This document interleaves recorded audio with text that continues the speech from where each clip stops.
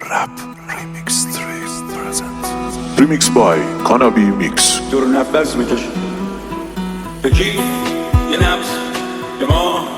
ریمکس تابلوی راهنما تو راه شلوغ ذهنی همه منو تحریم میکنن و تو به فکر صدور مه تو سرزمین جهالت تو نور دیده طلوع چشم با شنیدن آهنگ نفسات قلبم وامیسته میخوام پوست و گوشت و استخون رو بشکافیم لخشیم جذب هم بشیم جفشیم یه پلشیم و توی هم گمشیم و صبح شیم مثل یه خورشید یه چی داره تحریک میکنه حلقمو میخوام بالا بیارم قلبمو خونم قرص بزنم ببینی یه رنگم مثل ماه دور بگردم دیدی جیبم تو شیچری تنگه ولی بشین پیرم میشین پیشم میگیم تو سختم و شمردن پول خوردامونم یه چیز دیگه است این آدم واسه همه آهنه واسه تو جیب است اگه ارومیه بشی رو عرس میکشم واسه تبس توی قفس میکشم تو رو دست نمیزنم تو رو نفس میکشم تو رو نفس میکشم بگم نازش از دل چطوره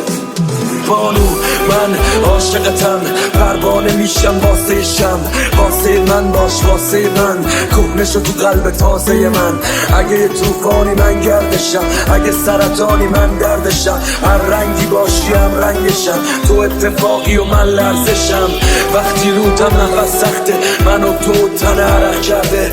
نخواه تا ابد بخوابیم تن من بدجوری عوض کرده موهای سبز قشنگت تا کمر خاکی رنگت عاشقتم نه به رنگ شعار تا دامن آبی قشنگت گلم آرامش تارزوی منه نگو چرا شدم خاره روی تنت واسه آدمی که قانه بوده همه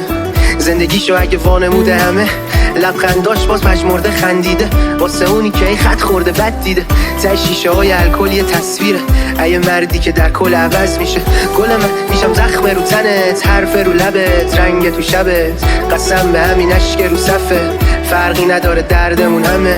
تو که ریشت گلم واسه همین خاکه میدونی عاشقی چاقبتی تاره قلب پاک تنها چیزیه که داری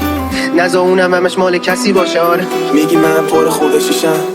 ولی خاطره هات مونده پیشم